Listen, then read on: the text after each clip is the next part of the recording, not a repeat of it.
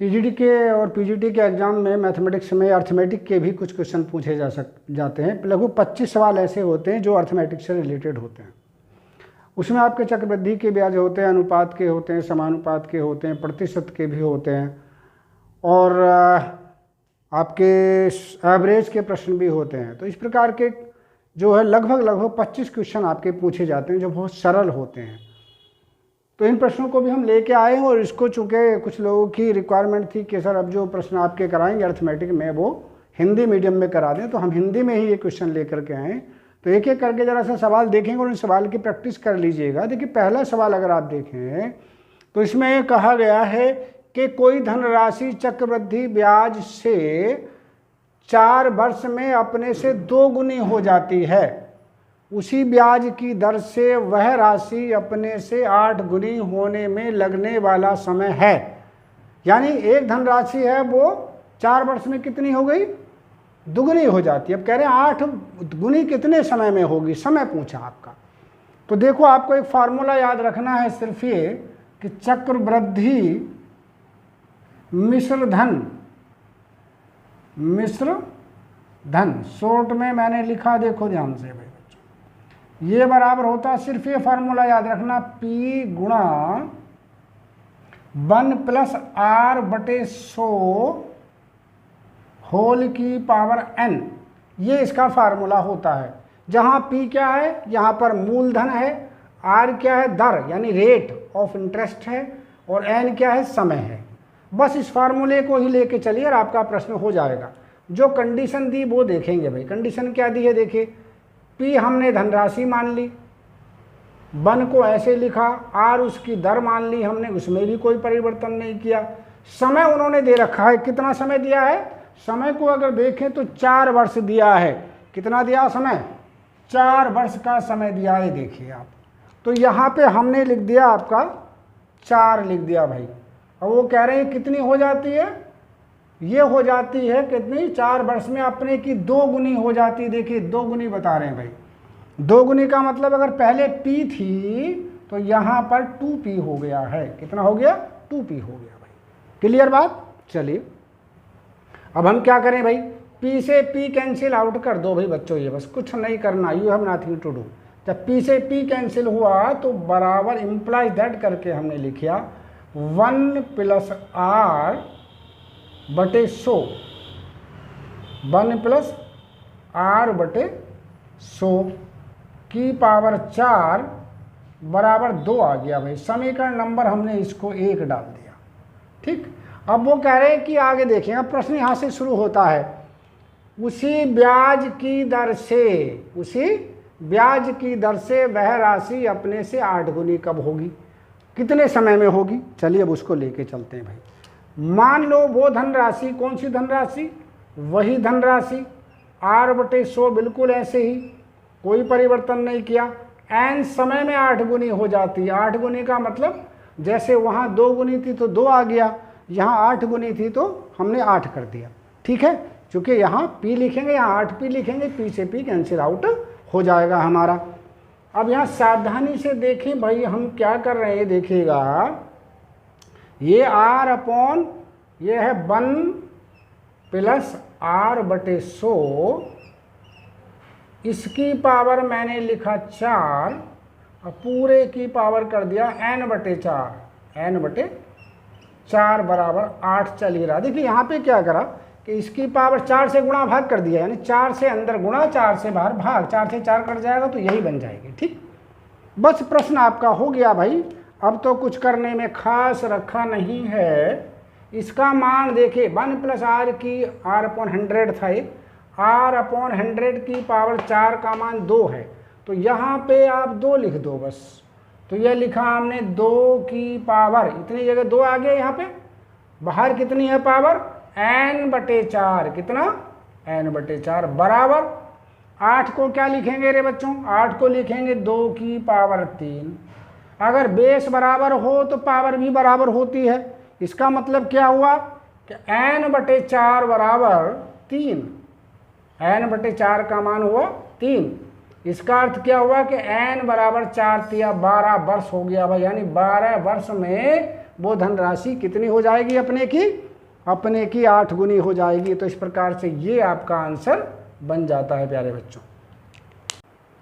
अब देखिए अगला प्रश्न देखेंगे। इसमें कहा गया है संख्याओं 2 की पावर 250, 3 की पावर 150, 5 की पावर 100 तथा 4 की पावर 200 में सबसे छोटी संख्या क्या होगी।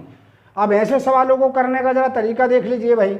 ये सीधा तरीका आपका ये है कि जैसे 2 की पावर 250 ऐसे ही लिख दो, यहाँ पर 3 की पावर 150 ऐसे ही लिख दो, यहाँ पर 5 की पावर 100 को भी ऐसे ही लिख दो और यहाँ पर 4 की पावर 200 को भी ऐसे लिख दो।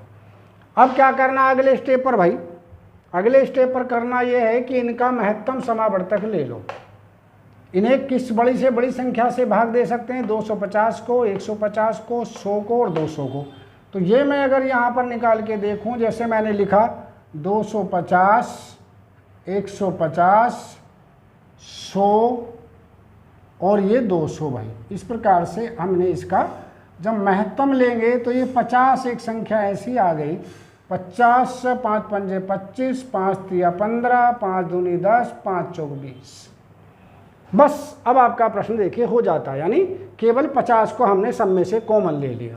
अब देखिए सवाल कैसे होगा। अब इस 50 को याद रखेंगे बस। 50 2 की पावर कितनी कर दें?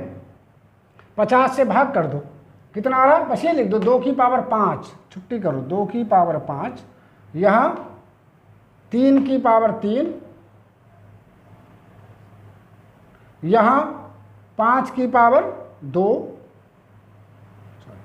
5 की पावर 2 और यहाँ 4 की पावर 4। इस तरह से आपने लिख दिया।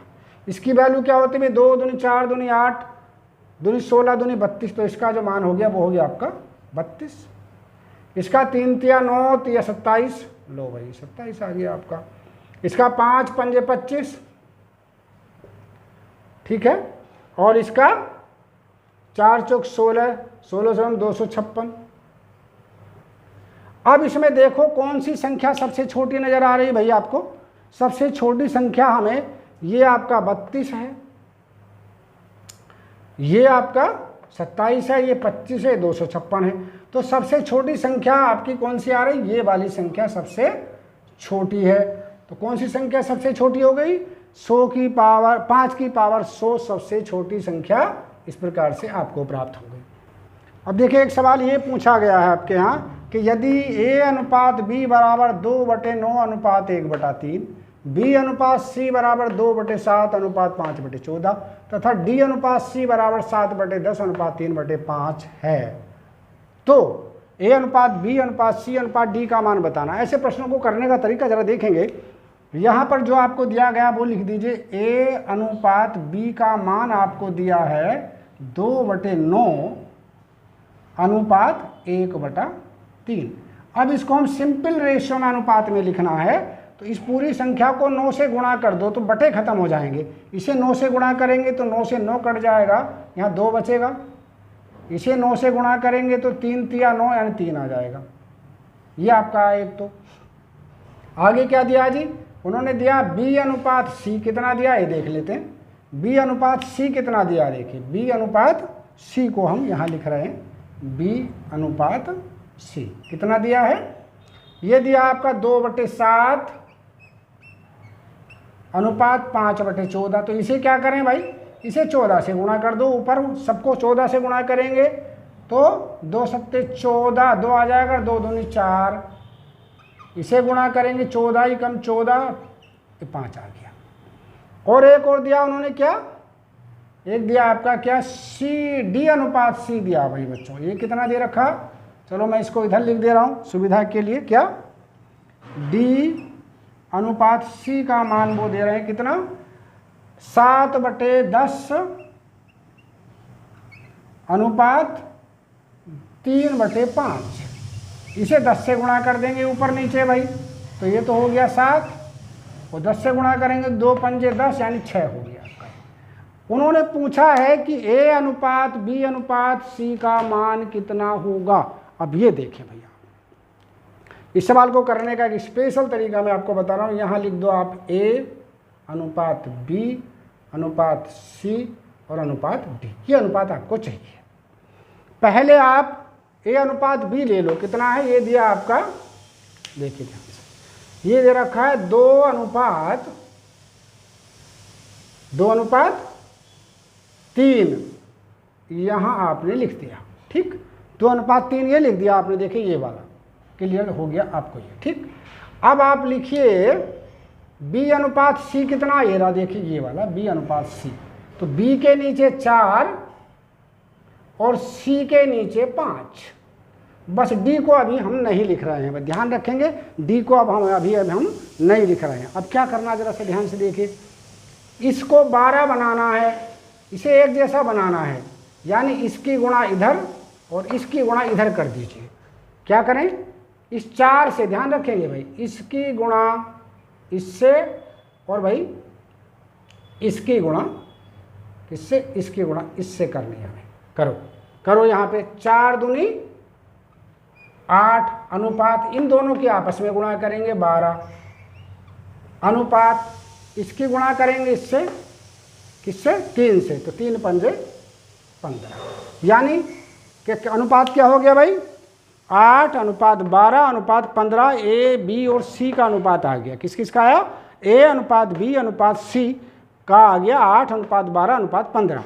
अब हमें D को और इंक्लूड करना है भाई, तो देखिए ये D अनुपात C दिया, आपको उल्टा लिखना, C अनुपात D चाहिए, तो C की जगह पे लिख दो आप 6 और D की जगह पर लिख दो कितना, 7, तो हो गया। लीजिए सवाल आपका, देखिए कैसे, फिर वही काम करो भाई, इसको तो गुणा करो 15 से, इस सबको 6 से गुणा कर दो, 6 से गुणा करते चले जाओ, इस वाले से 6 से गुणा करो, इसको क्या आएगा, इस पूरे को 6 से गुणा करो ऐसे, ठीक है, और इसको इससे करेंगे, करिए, ये हो गया 8 छंग 48 अनुपात 12 छंग 72 अनुपात 15 छक्का 90 और अनुपात 15 सत्ते 105, ये इसका अनुपात आ गया। अगर ये आंसर दिया गया है तो ठीक है, नहीं दिया गया तो फिर ऐसे देख लेते हैं, कोई कॉमन चीज से ये कट रही होगी, 3 से कट रहा है, देखिए 3 से कैसे कटने का अंतर होता है, इनका योग करके देख लेते हैं, 3 से विभाजित होना है, 8 4 12 3 से विभाजित हो रहा, 7 और 2 9 3 से विभाजित हो रहा, और 9 और 0 9 9 3 तिया 9 5 और 1 6, तो 3 से भाग करिए इसको, तो ये हो गया 16 तिया 48 16 अनुपात 24 तिया 72 24 अनुपात 30 तिया 90 और ये हो गया आपका 35 तिया 105, तो अनुपात आंसर आ गया आपका 16 अनुपात 24 अनुपात 30 अनुपात 35। तो कौन सा आंसर हुआ इस प्रकार से, ये C आपका आंसर बन जाता। देखिए ध्यान से, अब देखिए अगला प्रश्न देखेंगे, इसमें कहा गया AB एक व्रत की जीवा है, AB एक व्रत की जीवा, जीवा क्या होती है, व्रत के किन्हीं 2 बिंदुओं को मिलाने वाली रेखा को हम जीवा कहते हैं, तथा AOC उसका व्यास है, इस प्रकार है कि एंगल ACB बराबर 50 डिग्री, यदि व्रत के बिंदु A पर AT स्पर्श रेखा है तो एंगल BAT का मान बताना है। तो देखिए भाई कैसे करते हैं, पहले इसका चित्र बनाना, हमने मान लीजिए आपका छोटा सा ये चित्र यहाँ पे ड्रॉ कर लिया भाई, ठीक। ये उन्होंने कहा कि ये आपका क्या एंगल कहा है उन्होंने, कौन सा भाई, ये कह रहे हैं कि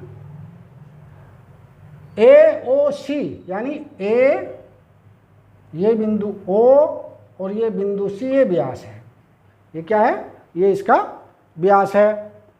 और क्या कहा, एक कहा है कि AB व्रत का एक जीवा है, AB व्रत की जीवा है, यानी जीवा को खींचते समय ध्यान रखेंगे कि वो कहाँ से जानी चाहिए, वो A बिंदु से जानी चाहिए, यानी ये आपने B खींच दिया, ये वाला, ठीक है। एंगल ACB की बात कर रहे हैं, ACB कौन सा होगा भाई, अब एंगल ACB अगर हम ले लें, इसको थोड़ा सा B को मैं इधर कर दे रहा हूँ, ये मान लीजिए मैंने बिंदु लिया आपका ये वाला, ये आपका बिंदु हो गया देखिए B, ठीक है। अब यहाँ से हमने ये लाइन खींची ये वाली, ठीक। ACB का मतलब कौन सा कोण हुआ भाई, ACB जो कोण हुआ आपका वो ये वाला कोण हुआ।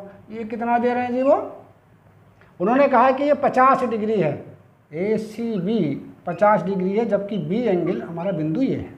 ठीक है, यहाँ तक हमारी बात समझ में आ गई। उन्होंने कहा AB एक वृत्त की जीवा है तो AB को जीवा बना दिया हमने, AOC व्यास है तो व्यास बना दिया हमने, एंगल ACB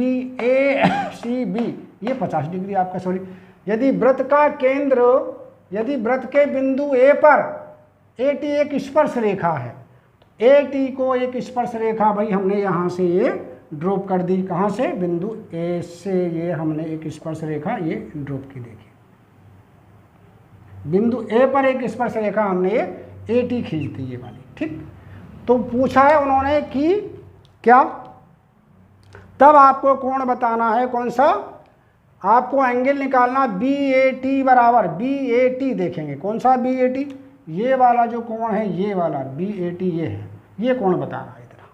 ठीक, तो ऑब्वियसली एक बात तो आपको पता है, ये 50 डिग्री का है, अर्धवृत्त में बना हुआ कोण हमेशा 90 डिग्री का होता है।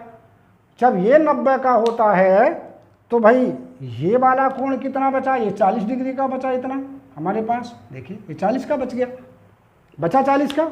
स्पर्श रेखा हमेशा किसके, किसी भी जीवा पर या किसी भी व्यास पर 90 डिग्री का कोण बनाती है।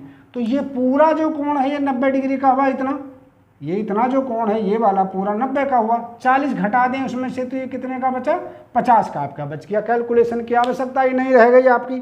तो कितने डिग्री का आ गया है एंगल, कौन सा, एंगल BA और T, BA और T कितने डिग्री का हो गया है, ये 50 डिग्री आपका आ गया भाई। लो बच्चों, ये फिर आंसर आपका क्लियर।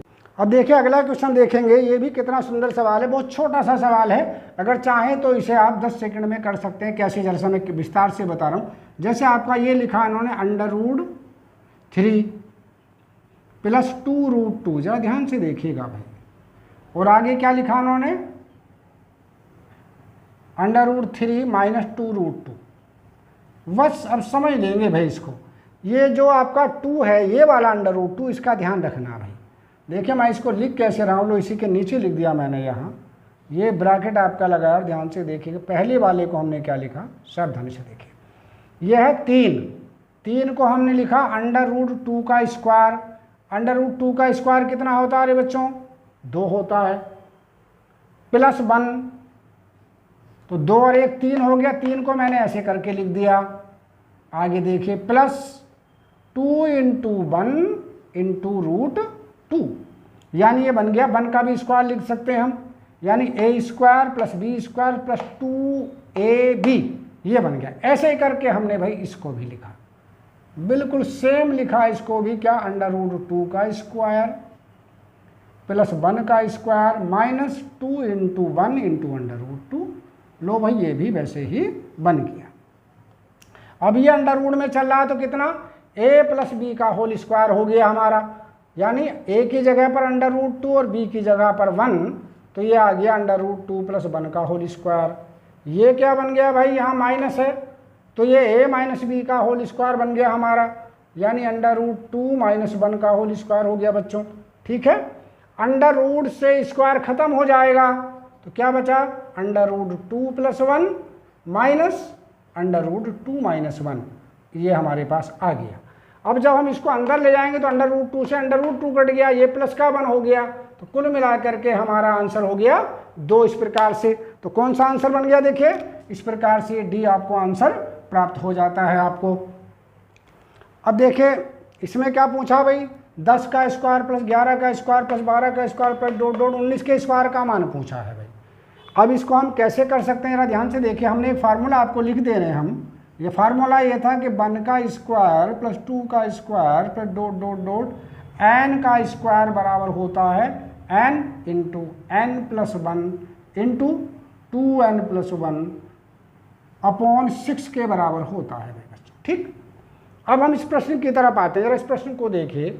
ये क्या दिया भाई, ये दिया हमने, यहाँ लिखा हमने 1 का स्क्वायर + 2 का स्क्वायर + 9 का स्क्वायर + 10 का स्क्वायर + 11 का स्क्वायर + 12 का स्क्वायर और प्लस डॉट डॉट करके प्लस 19 का स्क्वायर मैंने ये लिख दिया, ध्यान से देखिएगा यहाँ। ठीक है, अब इसके बाद हमने क्या किया, हमने कुछ संख्याएं इसमें जोड़ दी। कौन सी? 1 से लेके 9 तक हमने इसमें जोड़ दिया। तो वो जो संख्या जोड़ी है वो घटा दे रहे हैं। इधर को देखिए क्या घटाया, 1 का स्क्वायर प्लस 2 का स्क्वायर प्लस 3 का स्क्वायर प्लस डॉट डॉट 9 का स्क्वायर, यानी इतनी संख्या जोड़ दी, इतनी उधर की तरफ हमने घटा दी। जब इनको घटाया तो क्या, जरा देखिए ध्यान से, इसमें तो वही फार्मूला हम लगा देंगे, ये वाला। क्या फार्मूला लगेगा भाई इसमें बताओ? n का मान यहाँ 19 है तो n इंटू एन प्लस 1, यानी क्या लिखेंगे, 19 गुणा इसका n प्लस 1, यानी इसमें एक जोड़ के लिखेंगे 20, गुणा 2n प्लस 1, 2n यानी 19 का दुगुना 38 प्लस 1 यानी 39, और बटे 6, माइनस ये तो यहाँ से यहाँ तक का सम आ गया। अब इसको घटाओ, यहाँ पर n का मान क्या है भाई, 9 है, तो इसे क्या लिखेंगे, 9 गुणा 9 प्लस 1 यानी 10, और 9 दूनी 18 और 1 19 बटे यहाँ भी 6। अंदर से क्या कॉमन आया भाई बच्चों? अंदर से जो कॉमन आ रहा है हमारे पास, अगर ध्यान से देखेंगे तो 3 चीज़ें हमारे पास कॉमन आ रही है। एक तो 19 इसमें भी है और 19 इसमें भी है। तो एक तो हमने 19 कॉमन ले लिया, गुणा 10 इसमें है और 10 दूनी 20, यहाँ भी आ जाएगा 10, और बटों में 6 भी आपका आ रहा है, ध्यान से देखिए तो। ठीक, तो यहाँ पर क्या बचा भाई, अपोन का 6 तो बाहर चला गया, 19 भी बाहर चला गया, 10 दूनी 20, 2 बचा, गुणा 39 बचा, माइनस 10 भी चला गया, 19 भी चला गया तो 9 बचा। बस लो, हो गया आपका सवाल। ये हुआ आपका 19 गुणा 10 गुणा 10 और बटे 6 बटे 6। यहाँ ये 39 है और 39 को 39 दूनी 78 होते हैं। 78 में से 9 गया तो क्या बचा, 78 में से 9 घटा दीजिए तो क्या बचेगा, 69 बचा। काट दो भाई। अब इसको काटने का क्या तरीका, पहले 3 से काट दो, 3 दूनी 6 और 23 तिया 39, 2 से इसको भी काट दो, 2 पंजे 10, ये आपका मिल जाता है इस प्रकार से। अब क्या करें भाई, सीधा सीधा गुणा करने का क्या तरीका भाई, 19 की 23 से गुणा कर दो, है ना, 19 तिया 57 का 7 हासिल 5, 19 दूनी 38 और 5 43, गुणा 5 से और आप कर दीजिए इसको, तो 5 सत्ते 35 हासिल 3, 5 तिया 15 और 3 18 का 8 हासिल 1, 5 चौक 20 और 1 21, 2185 इस प्रकार से इसका आंसर आ जाता है। तो कौन सा आंसर प्राप्त हुआ आपको, ये आपको 2185 यानी डी आंसर आपको ये प्राप्त हो जाता है हमारा। देखो एक प्रश्न और देख लीजिए लास्ट, ये इसमें कहा यदि ब्याज की गणना अर्धवार्षिक हो, अर्धवार्षिक में ध्यान रखेंगे, अर्धवार्षिक में समय का दुगुना करते हैं, यानी 6 महीने में ब्याज जोड़ना। अर्धवार्षिक का मतलब 6 महीने को 1 वर्ष माना जाएगा, 1 वर्ष को 2 माना जाएगा। तो जब कभी भी अर्धवार्षिक का जिक्र आए तो समय का दुगुना कर देते हैं और दर का आधा कर देते हैं। ठीक है, यदि क्या कहा उसमें, यदि ब्याज की गणना अर्धवार्षिक हो की जाती है तो 8,000 रुपये का 10% वार्षिक ब्याज की दर से 1.5 वर्ष का ब्याज चक्रवृद्धि ब्याज क्या होगा। तो हमने फार्मूला भी आपको लिखा, चक्रवृद्धि ब्याज